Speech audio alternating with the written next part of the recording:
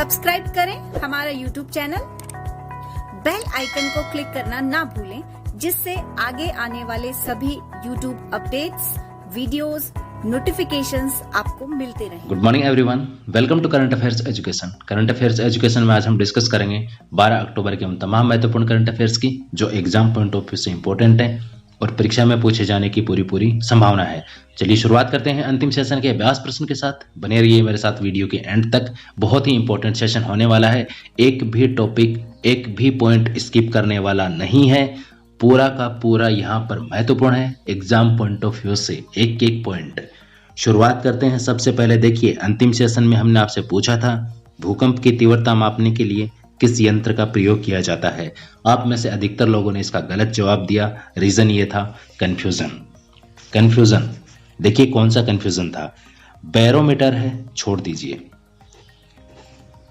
Anemometer है, इसको भी स्किप कर दीजिए, भूकंप से इनका कोई रिलेशन नहीं है। फिर आपके सामने ऑप्शन बचते हैं रिक्टर स्केल और सिस्मोग्राफ। आपको इन दोनों में कंफ्यूजन था। सिस्मोग्राफ से भूकंप की तीव्रता नहीं मापते हैं। सिस्मोग्राफ है वो भूकंप का अध्ययन किया जाता है, सिस्मोग्राफ से भूकंप का अध्ययन करते हैं, ठीक है। और भूकंप का अध्ययन कहलाता है सिस्मोग्राफी। रिक्टर स्केल से यहाँ पर भूकंप की तीव्रता मापी जाती है। किससे मापी जाती है? रिक्टर स्केल से। अगर आप न्यूज़पेपर पढ़ते हैं तो किसी भी हाल में इसका प्रश्न गलत नहीं करेंगे। रिक्टर स्केल, बहुत बार जब भी कोई भूकंप आता है तो रिक्टर स्केल का नाम जरूर आता है कि रिक्टर स्केल पर इसकी तीव्रता इतनी थी, यहाँ पर भूकंप आया, इसकी तीव्रता इतनी थी रिक्टर स्केल पर। तो रिक्टर स्केल है ये भूकंप की तीव्रता मापता है, जबकि सिस्मोग्राफ है ये क्या करता है? भूकंप का अध्ययन करता है, और साथ ही भूकंप का जो अध्ययन है वो सिस्मोग्राफी कहलाता है।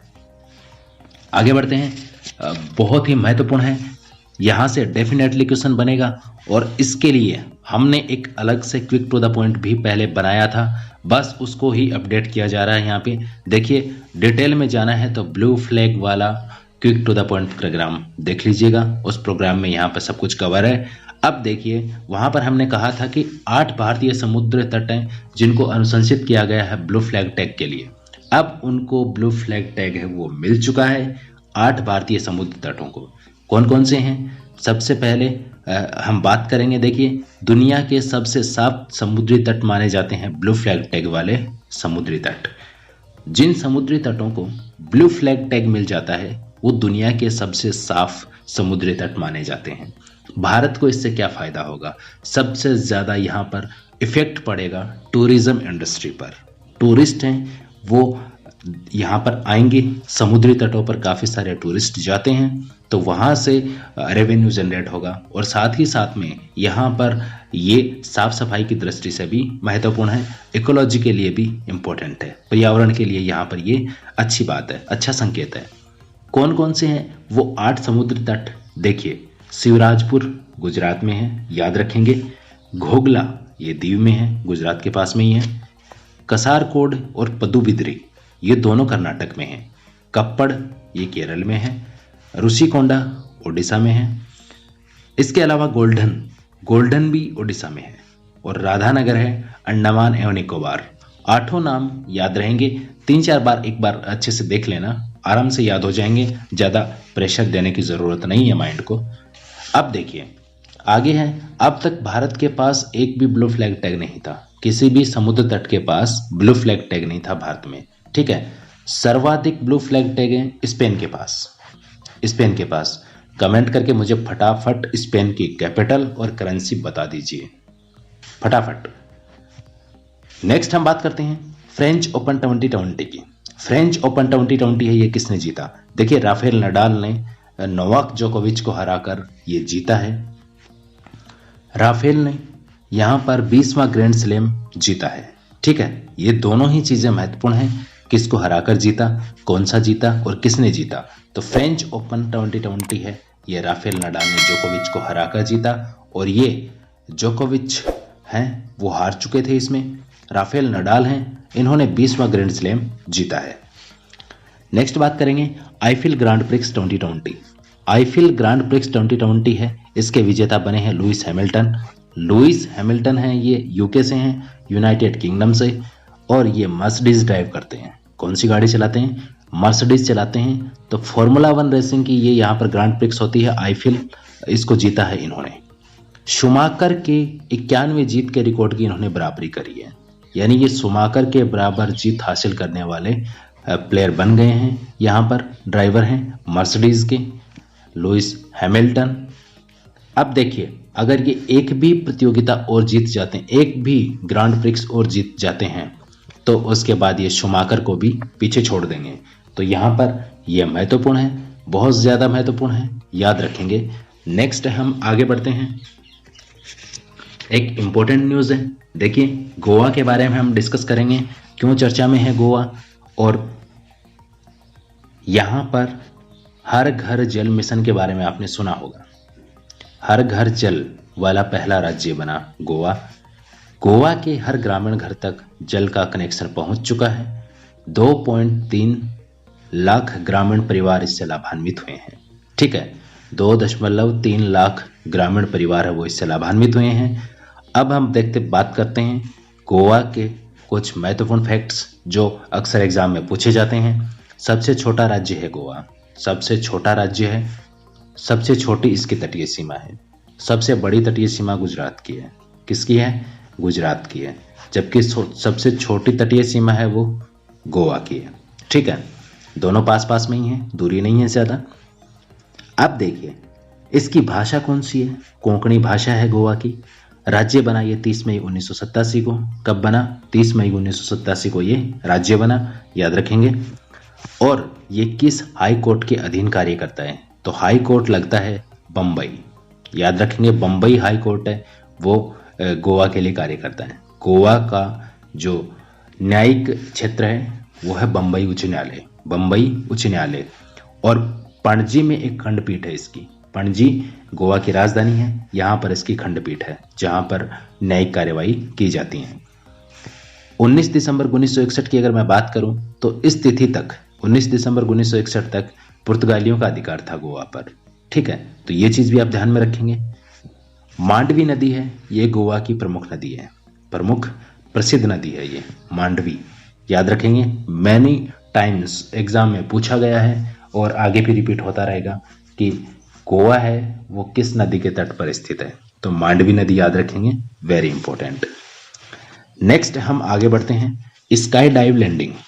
स्काई डाइव लैंडिंग क्या होती है, किस प्रकार से होती है, क्यों चर्चा में है? देखिए, भारतीय वायुसेना ने बनाया नया रिकॉर्ड 17,982 फीट। यहाँ पर मीटर लिखा हुआ है, इसको आप करेक्ट कर लीजिएगा, ये फीट है न कि मीटर।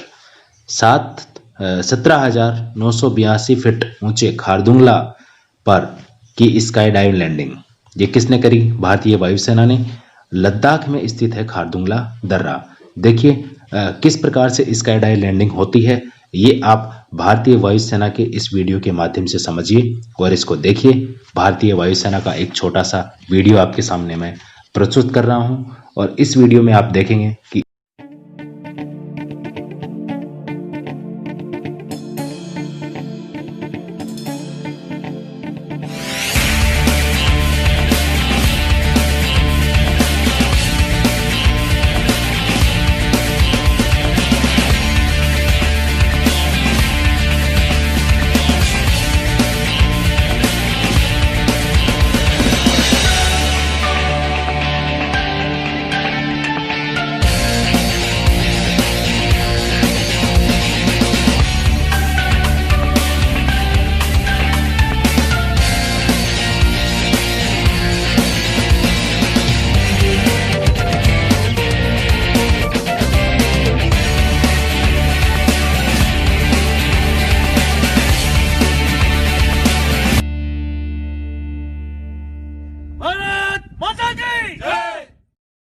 नेक्स्ट हम बात करेंगे युद्ध सेवा पदक।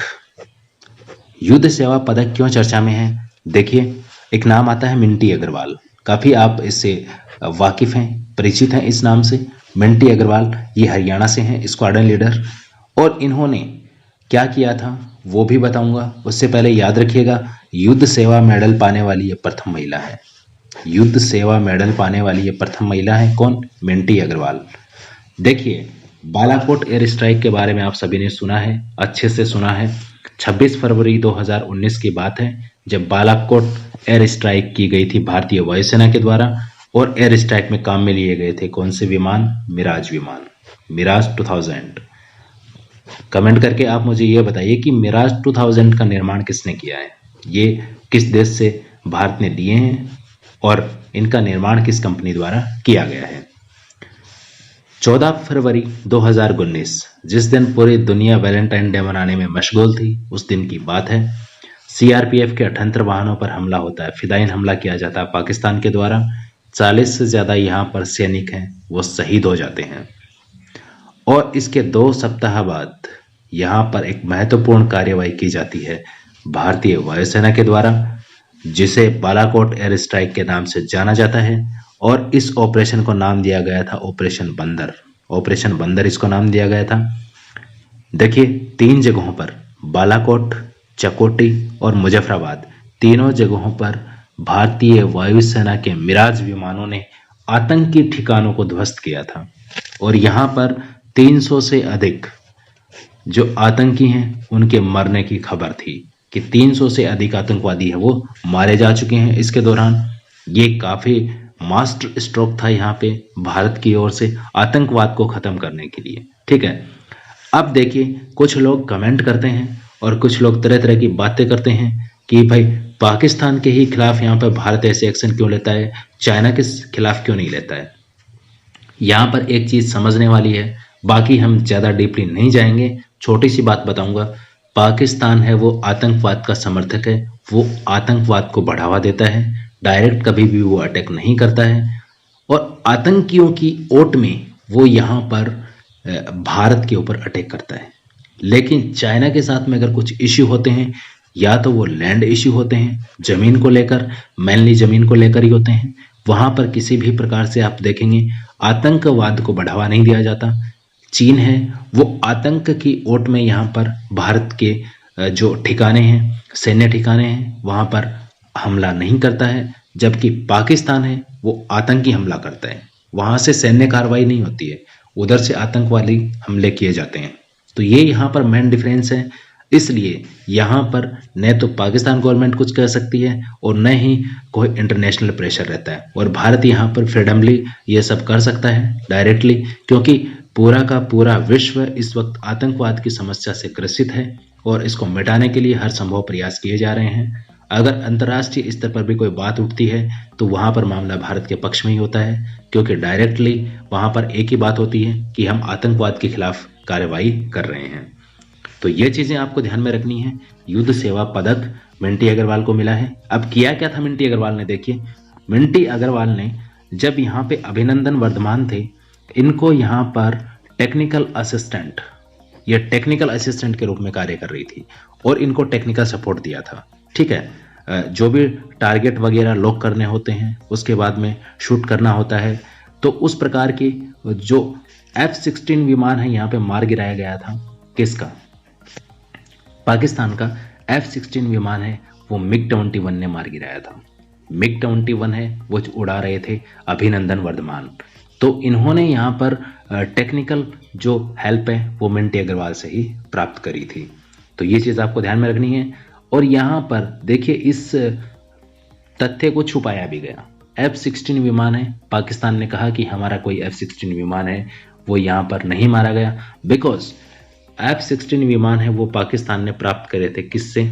अमेरिका से। और एक शर्त पर प्राप्त करे थे, वो शर्त ये थी कि इनको युद्ध में काम नहीं लिया जाएगा, युद्ध में इनका प्रयोग नहीं किया जाएगा। यहाँ पर इस शर्त के साथ में ही F-16 विमान है वो पाकिस्तान को दिए थे अमेरिका ने। नेक्स्ट एक नाम आता है एम राजेश्वर राव। कौन है एम राजेश्वर राव? देखिए ये आरबीआई के डिप्टी गवर्नर बने हैं अभी, आरबीआई के डिप्टी गवर्नर। हम बात करेंगे आरबीआई के गवर्नर्स की। अब आरबीआई में 5 प्रमुख गवर्नर होते हैं, जिनमें एक मुख्य गवर्नर होता है और 4 डिप्टी गवर्नर होते हैं। वर्तमान की अगर मैं बात करूं तो शक्तिकांत दास हैं, ये 25वें गवर्नर हैं आरबीआई के, मुख्य गवर्नर। और प्रथम गवर्नर थे ओ स्मिथ। कौन थे? ओ स्मिथ।